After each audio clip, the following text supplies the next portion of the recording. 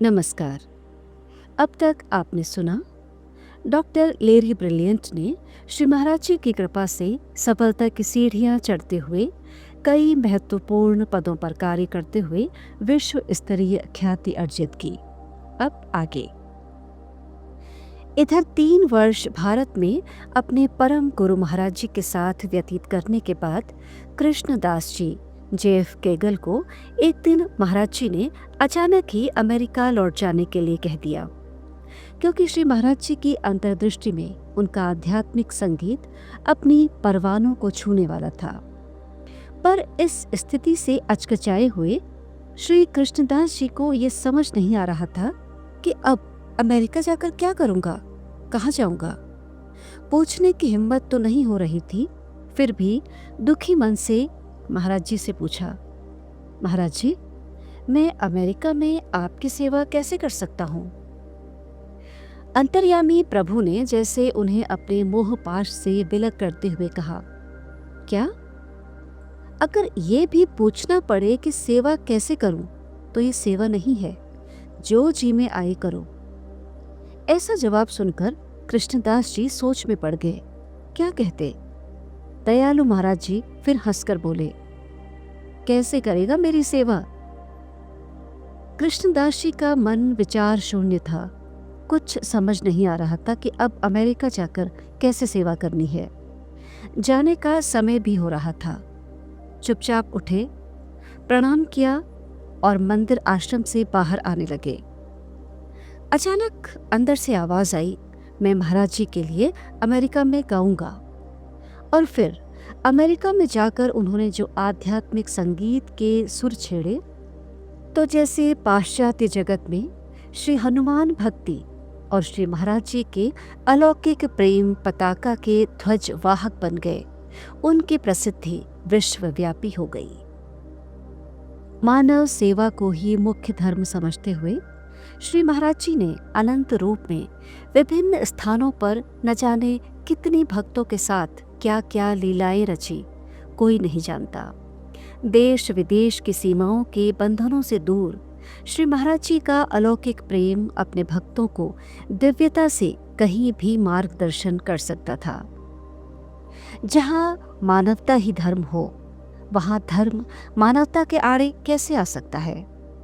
एक बार वृंदावन आश्रम में प्रभु राम नाम की चादर ओढ़े कुछ विदेशियों को आश्रम में देखा तो महाराज जी जोर से हंसे और बोले, ये क्या है? ऐसे भगवान मिल जाते हैं क्या?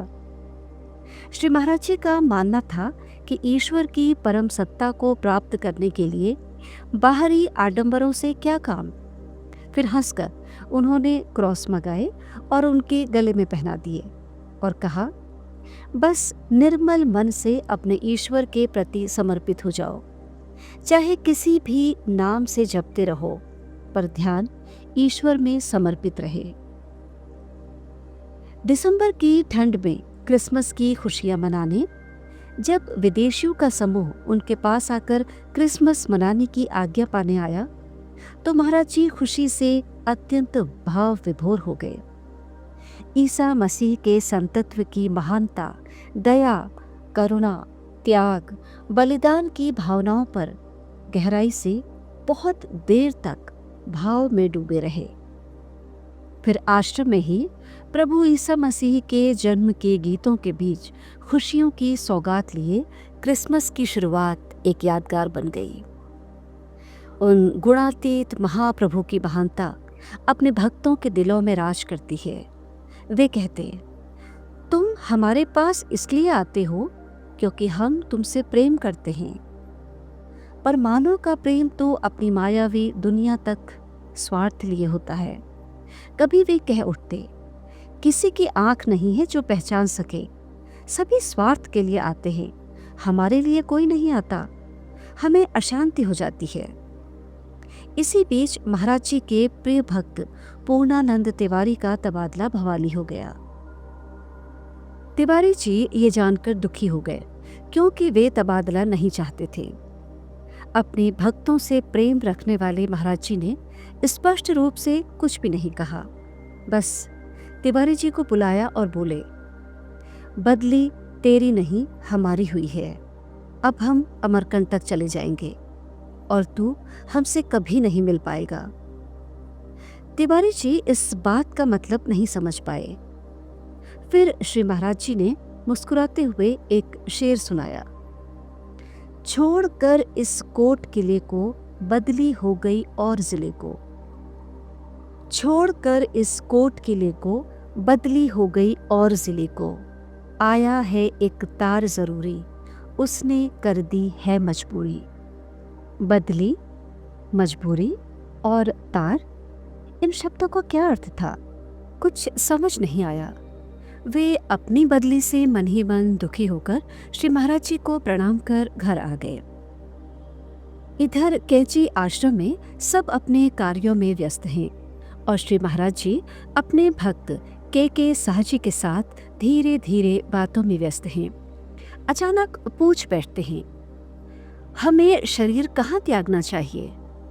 ऐसी अजीब बातों को सुनकर भक्त के साहजी कुछ कह नहीं सके। वे हतप्रभ से रह गए। फिर वे बातों का सिलसिला जारी करते हुए बोले, महाराज जी, आप मुझे कभी छोड़ेंगे तो नहीं ना? मुस्कुराकर महाराज जी ने कहा, नहीं के, मैं तुम्हें कभी नहीं छोड़ूंगा। सदा से हास्य विनोद भरी बातों में वार्तालाप करने वाले महाराज जी न जाने क्यों गंभीर से प्रतीत होने लगे। भक्तों के बीच उनके प्रसंगों में भी न जाने क्यों गहन दार्शनिकता से झलकने लगी थी। वे कहते, इस जीवन में हम उन्हीं से मिलते हैं जिनसे हमारा मिलना पहले से निश्चित होता है। हर एक व्यक्ति से संपर्क की अवधि भी निश्चित होती है। इससे अधिक न रहने या बिछुड़ने पर दुखी नहीं होना चाहिए। वृंदावन धाम में अभी तक केवल हनुमान जी का मंदिर और आश्रम की स्थापना हुई थी। श्री महाराज जी अपने भक्त श्री देवकांता दीक्षित जी के साथ मंदिर प्रांगण में घूम रहे थे। यहाँ पर बरामदा, घास का मैदान भी था। श्री महाराज जी घूमते हुए मन ही मन बुदबुदा रहे थे, कहाँ बैठूं, कहाँ बैठूं। फिर स्वयं ही एक स्थान की ओर इशारा करते हुए बोले, यहाँ बैठता हूँ। दादा ने वहीं चटाई बिछा दी। कुछ देर श्री महाराज जी वहां पर बैठे और फिर उठकर कहीं चल दिए। इसी स्थान पर आने वाले चैत्र नवरात्रों में श्री महाराज जी ने अलीगढ़ के एक भक्त श्री विश्वंभर जी से 9 दिन का नवान पूजन यज्ञ करवाया और पूर्णाहुति के बाद इस पावन स्थल की घेराबंदी करवाते हुए कहा कि ये जगह अब शुद्ध हो गई है, इसे घेर कर सुरक्षित कर दो। इस घेराबंदी को सुरक्षित रखने का अर्थ कोई समझ नहीं सका, पर महाराज जी का प्रयोजन कुछ होगा ही, ऐसा सोचकर भक्तजन कुछ नहीं बोले। उनके द्वारा अप्रत्याशित कार्य जल्दी जल्दी पूरे किए जा रहे थे, जिनकी कोई विशेष जरूरत भी नहीं थी। कैची आश्रम में यज्ञशाला का निर्माण कार्य चल रहा था। आश्रम में देशी विदेशी भक्तों की चहल पहल से रौनक छाई हुई थी। अब अक्सर श्री महाराज जी अधिकतर समय अपने भीतर कक्ष में ही गहन समाधि की अवस्था में खोए रहते। भक्तों के बीच आने की अवधि प्रायः कम ही हो गई थी। भक्तों के बीच आते तो कहते, हर किसी को मरना है। व्यक्ति रोता है स्वार्थ और मोह के कारण। मरने वाला व्यक्ति भी अपने परिवार के लिए रोता है। फिर कभी कहते, जो इस संसार में आया है उसे जाना ही होगा। कोई यहाँ सदैव नहीं रह सकता, हम भी जाएंगे, किसी को दर्शन नहीं देंगे। भक्त पूछते, महाराज जी कहाँ जाएंगे आप? तो महाराज जी कहते, बहुत दूर नर्मदा के किनारे, जहाँ कोई भी नहीं आ सकेगा मुझे तंग करने, कोई मुझे पहचान नहीं सकेगा। इसी तरह एक बार बातों बातों में भक्तों के बीच अंतिम संस्कार के विषय में वार्ता करने लगे। दाह संस्कार से आत्मा की पुनः शरीर धारण करने की इच्छा कम हो जाती है। जब संत अपना शरीर शांत कर देता है तो उसका आश्रम ही उसका शरीर हो जाता है। आश्रम भक्तों से भरा हुआ होता और वे गहन चिंतन में रहते। भक्तों से घिरे आश्रम में महाराज जी सामान्य भाव से उंगलियों में गिनती करते हुए कहते, 9 सितंबर को हम चले जाएंगे। भक्त जानते थे कि महाराज जी एक आश्रम में अधिक समय तक नहीं रहते, तो शायद हो सकता है किसी दूसरे आश्रम में जाने की बात कह रहे होंगे।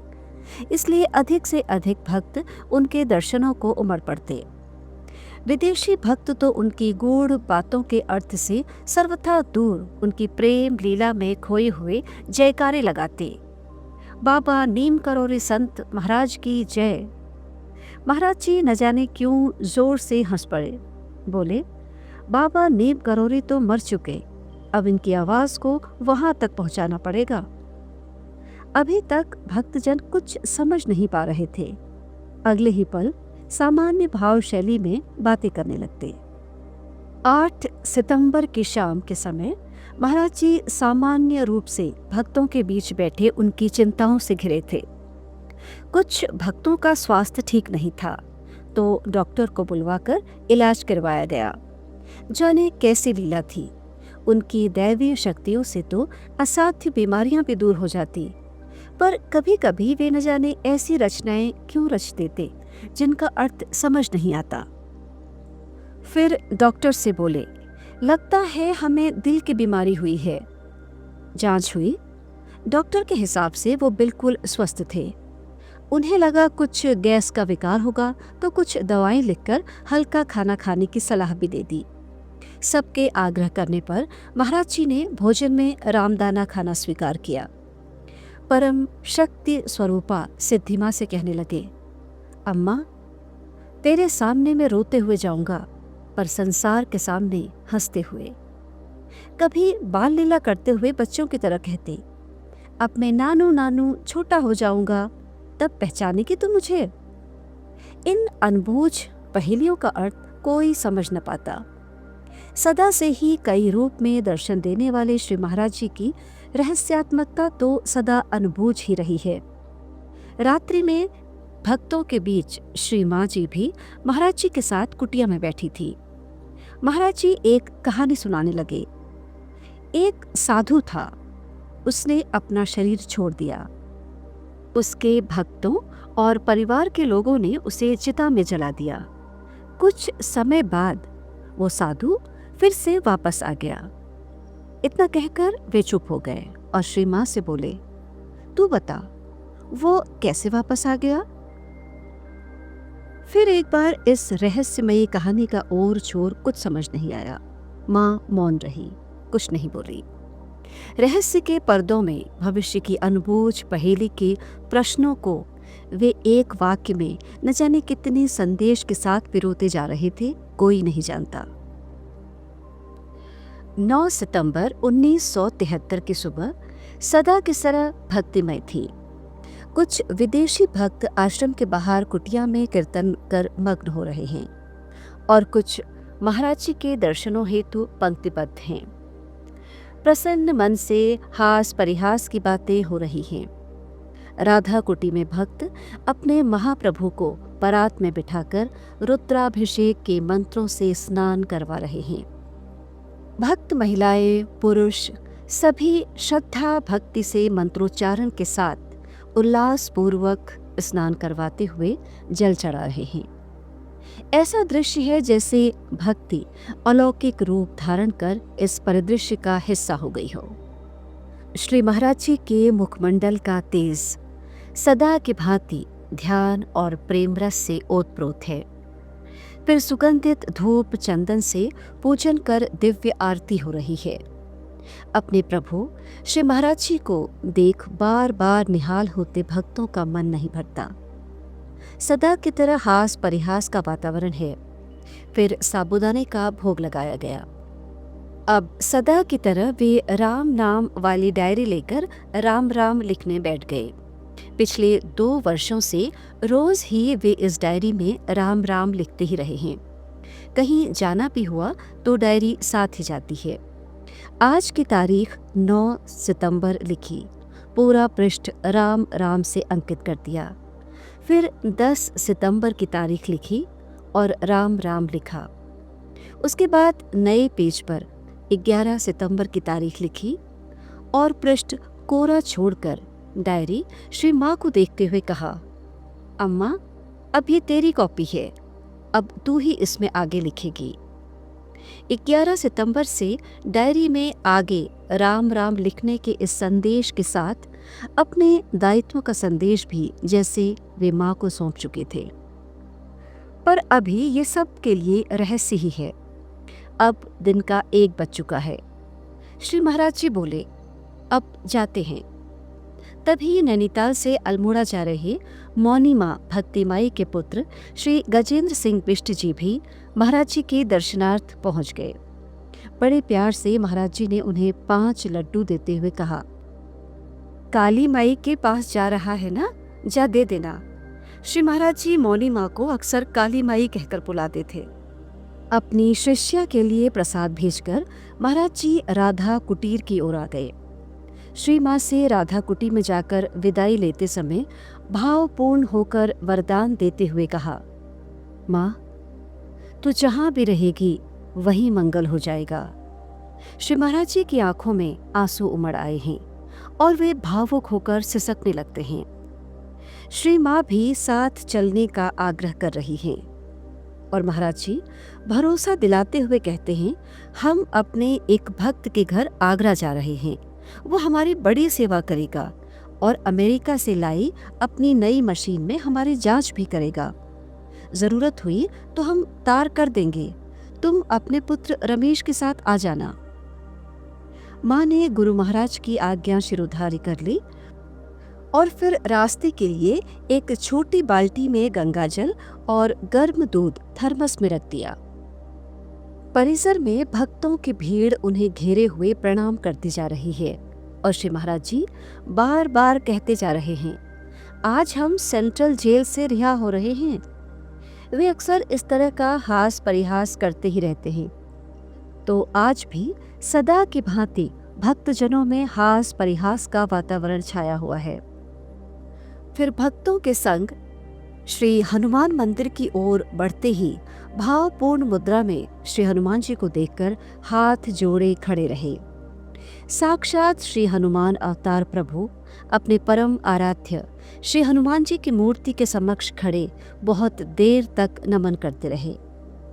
अचानक ही वो कंबल गिर जाता है, जिसे लपेटकर वे सारी शक्तियों को जैसे उसके अंदर समाहित कर लेते थे। ये क्या, अब इससे भी मोह नहीं? भक्तों ने कंबल उठाया और तुरंत ही उड़ा दिया, पर महाराज जी कंबल ओढ़ना ही नहीं चाहते। आगे बढ़ते हुए श्री लक्ष्मी नारायण मंदिर और शिव मंदिर के सामने कुछ देर ध्यान मग्न मुद्रा में खड़े रहे। फिर अचानक ही अपनी फुर्तीली गति से जल्दी जल्दी चलते हुए मुख्य मार्ग की ओर बढ़ जाते हैं। गेट के पास पहुंचते ही किसी भक्त ने उनका एक चित्र अपने कैमरे में कैद कर लिया। यहाँ पर एक बार फिर कंबल गिर जाता है। श्री महाराज जी की शक्तियों का स्वरूप, श्री महाराज जी का प्रतीक, ये कंबल बार बार क्यों गिर रहा है? कहीं कोई अप्रिय घटना का सूचक तो नहीं? पर किसी ने भी इस ओर बिल्कुल ध्यान नहीं दिया। जहां सर्वशक्तिमान महाप्रभु हो, वहां अप्रिय क्यों होगा? पर श्री महाराज जी अब कंबल धारण करने से मना कर देते हैं और ये कंबल तह करवाकर प्रवेश द्वार पर खड़ी इंदर जी की कार में रखवा देते हैं। भक्तों का मन उदास है, अपने प्रिय आराध्य से दूर होना ही कौन चाहता है। कुछ भक्त साथ चलने का आग्रह कर रहे हैं, पर श्री महाराज जी ने अपने भक्त रवि खन्ना से ही कार में बैठने को कहा और स्वयं भी कार में बैठ गए। कार स्टार्ट हुई ही थी कि तभी 8 किलोमीटर दूर भवाली से पैदल चलकर आ रही वृद्धा भक्त कचौड़ी माई श्री महाराज जी के चरणों में नतमस्तक हो उठी। भाव विभोर होते हुए महाराज जी कह उठे, माई, हम तेरे ही इंतजार में थे। श्रद्धा भक्ति से विभोर कचौड़ी माई मानो अपनी सुध बुध ही बिसरा चुकी है। सभी ने अपने प्रिय महाराज जी के चरण स्पर्श किए और श्री महाराज जी के कहने पर इंदर जी ने कार स्टार्ट की और कार धीरे धीरे आगे बढ़ती हुई पहाड़ी सड़क पर सरकने लगी है। दूर तक जाती हुई कार को कुछ देर तक खड़े होकर भक्त अपलक निहार रहे हैं और दूर कहीं आकाश में सतरंगा इंद्रधनुष अपनी रंग बिरंगी छटा बिखेरता हुआ दैदीप्यमान हो रहा है। महाप्रभु महाराज जी, श्री नीप करोरी बाबा पावन कथामृत। आज का प्रसंग यहीं तक।